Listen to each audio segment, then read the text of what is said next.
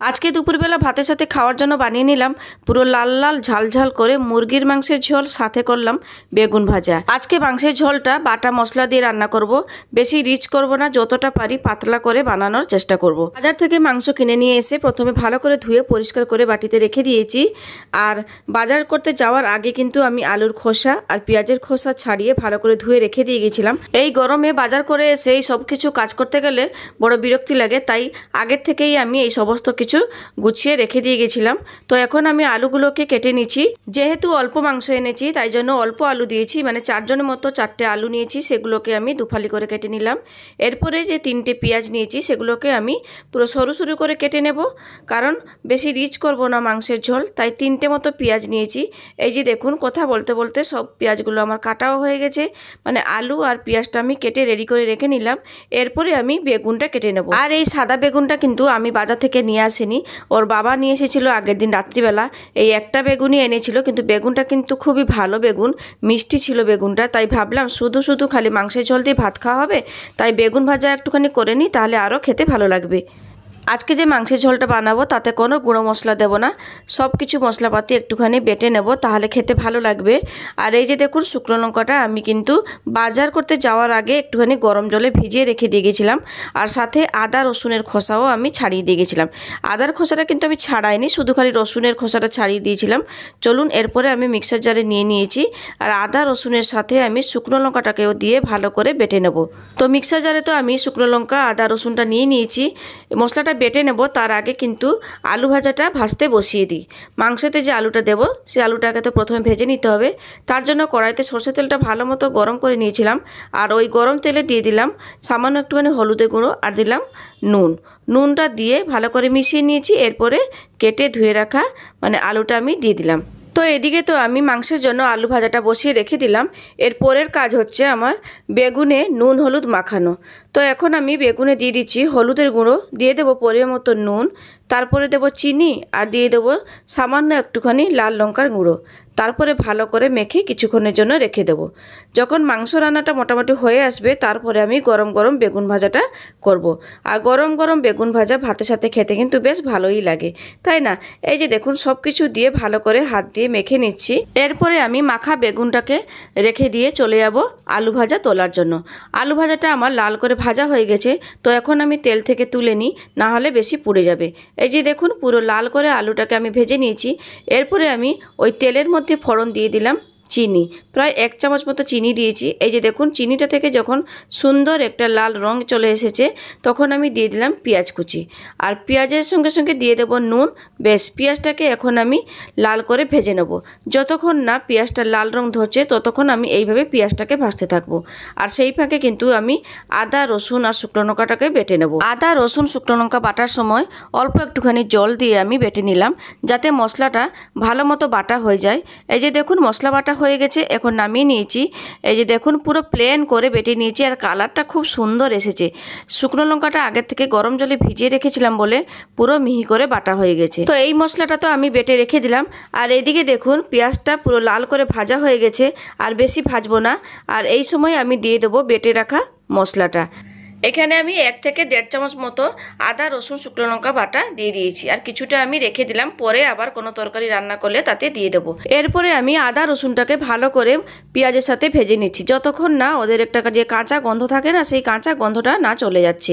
এই যে দেখুন, ভাজতে ভাজতে মশলাটা থেকে তেল ছেড়ে দিয়েছে। আর যেমন আমি বললাম, কোনো গুঁড়ো মশলা দিচ্ছি না, শুধু খালি দিলাম হলুদের গুঁড়ো। পরিমাণ মতো হলুদের গুঁড়ো দিয়ে দিয়েছি। এরপরে দিয়ে দিলাম অল্প একটুখানি জল, তারপরে মশলাটাকে ভালো করে কষে নিচ্ছি। তো মশলাটা যখন ভালো মতো কষা হয়ে যাবে না, তারপরে আমি দিয়ে দিচ্ছি মুরগির মাংস।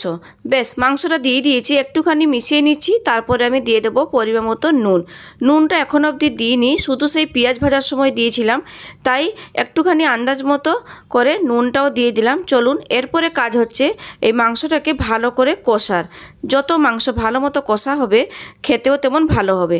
ঢাকা দিয়ে দিয়ে প্রায় 10 থেকে 15 মিনিট আমি মুরগির মাংসটাকে কষে নিয়েছি। এরপরে আমি ভাবলাম ভেজে রাখা আলুগুলোকে আমি দিয়ে দিই আর মাংসের সাথে আলুটাকে ভালো করে এবারে কষতে থাকবো। ঢাকা দিয়ে দিয়েই কষবো, যতক্ষণ না ভালো মতো কষা হচ্ছে ততক্ষণ অবধি আমি কষতে থাকবো। আর এদিকে দেখুন মাংসটা কষতে কষতে আমি অন্যদিকে গরম জল বসিয়ে দিলাম। যেহেতু আজকে মাংসের ঝোলে গরম জল দেব, তাই জন্য গরম জলটা বসিয়ে দিলাম। আর এইখানে আমি একটা টমেটো কুচি করে নিয়েছিলাম, সেই টমেটোটাকে আমি দিয়ে দিলাম। এই যে দেখুন মাংসটা ভালো মতো কষা হয়ে গেছে, এরপরে আমি গরম জলটা দিয়ে দেবো।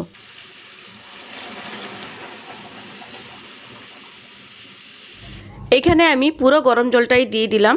যেহেতু আমি আজকে মুরগির মাংসের পাতলা ঝোল রান্না করব, তাই বেশি করে একটুখানি জল দিয়ে দিলাম। তো মাংস রান্না তো মোটামুটি হয়ে এসেছে, জল দিয়ে ঢাকা দিয়ে অন্য বান্নারে আমি বসিয়ে দিয়েছি। আর এইদিকে কড়াইতে সর্ষে তেলটা গরম করে বেগুনটা ভেজে নিচ্ছি। একদম সময় নষ্ট করা যাবে না, ছেলে স্কুল থেকে এলে ভাত খাবে, তাই বেগুন ভাজাটা আমি আগের থেকে বসিয়ে দিলাম। এদিকে মাংসটা হতে থাকুক, সেই ফাঁকে আমি এখানে বেগুনটাকে পুরো লাল করে ভেজে নিচ্ছি। বেগুন ভাজাটা হয়ে গেছে, বেগুন ভাজাটা তুলে নেব। তার আগে একটুখানি ঢাকাটা খুলে একবার দেখে নিই মাংসটা কত দূর হলো। মানে মাংসতে যে আলুটা দিয়েছি না, আলুটা কত দূর সিদ্ধ হয়েছে সেটা একবার চেক করে নেব। আর মাংসের ঝোলটা যখন ফুটতে শুরু করেছে না, কি দুর্দান্ত একটা গন্ধ বেরিয়েছে বন্ধুরা, কি বলবো, ফাটাফাটি একটা গন্ধ বেরিয়েছে। আর মাংসের ঝোল হয়ে যাওয়ার পর নামানোর আগে কিন্তু একটুখানি ঘরোয়া বাটা গরম মশলা আমি দিয়ে দেবো, তাতে আরও মাংসের ঝোলের ফ্লেভারটা ভালো আসবে। আর এদিকে দেখুন বেগুন ভাজাটা হয়ে গেছে, আমি বেগুন ভাজাটা একটা থালার মধ্যে তুলে নিলাম। বেগুন ভাজাটা তুলে রেখে শিলের মধ্যে আমি কয়েকটা গোটা গরম মশলা ভালো করে আমি বেটে নিয়েছি। গোটা গরম মশলার মধ্যে আমি শুধু দিয়েছি দারচিনি, এলাচ আর লবঙ্গ, এই তিনটেকেই দিয়ে ভালো করে জল দিয়ে একটুখানি মিহি করে বেটে নিয়েছি। এরপরে আমি মাংসতে দিয়ে দিলাম, কারণ মাংস মোটামুটি রান্না হয়ে গেছে, আলুও ভালো মতো সিদ্ধ হয়ে গেছে, মাংসও সিদ্ধ হয়ে গেছে। বেশ একটুখানি মিশিয়ে টিশিয়ে নিয়ে ঢাকা দিয়ে দেবো আর গ্যাসটাকে আমি বন্ধ করে দেবো, কারণ মাংসের ঝোল রান্না হয়ে গেছে। গরম মশলা বাটাটা দিয়েছি না, তাই 5 থেকে 10 মিনিট মতো আমি একটুখানি ঢাকা দিয়ে রেখে দেবো। তারপরে আমি আপনাদের সাথে একটুখানি ওর ফাইনাল লুকটা শেয়ার করব। এই যে দেখুন বন্ধুরা, মুরগির মাংসের ঝোলের ফাইনাল লুক, দুর্দান্ত গন্ধ বেরিয়েছে, পুরো পাতলা করে বানিয়েছি মুরগির মাংসের ঝোল। আর এই গরমে গরম গরম মাংসের ঝোল, গরম গরম ভাত, তার সাথে করেছি বেগুন ভাজা। দারুণ খাবার দাবার হয়েছে আজকে বন্ধুরা। আর অনেক দিন পর মাংসের ঝোল খাওয়া হচ্ছে, অনেক দিন মানে প্রায় 1 মাস মতো হলো আমাদের বাড়িতে মুরগির মাংস রান্নাই হয়নি। শুধু একবার মাঝখানে এনেছিলাম, ছেলেদের জন্য একটুখানি স্টু করে দিয়েছিলাম। তো একটা থালায় ভাত বেশি করে একটুখানি বেড়ে নিলাম, আর ভাতের পাশে নিয়ে নেব বেগুন ভাজা। আমার ছোট ছেলে বেগুন ভাজা খেতে খুব ভালোবাসে, ওর যে বেগুন ভাজা কতটা প্রিয় আমি মুখে বলে বোঝাতে পারবো না। যাই হোক, ভাত আর বেগুন ভাজাটা বেড়ে নিয়েছি, এরপরে আমি মাংসের ঝোলটা বেড়ে নিয়েছি। এই যে দেখুন মাংসের কালারটা খুব সুন্দর হয়েছে না, আরও কিছুক্ষণ ঢাকা দিয়ে রেখে দিলে না আরও একটা সুন্দর লাল রং চলে আসতো। একদম আমি কাশ্মীরি লাল লঙ্কার গুঁড়ো দিইনি, শুধু বাটা শুকনো লঙ্কা দিয়ে যে রান্নাটা করেছি অসাধারণ একটা কালার হয়েছে। এই গরম গরম মাংসের ঝোল গরম ভাতে খেতেও তেমন ভালো লাগছিল। যাই হোক বন্ধুরা, আজকের মতো এইখানে থাকলাম।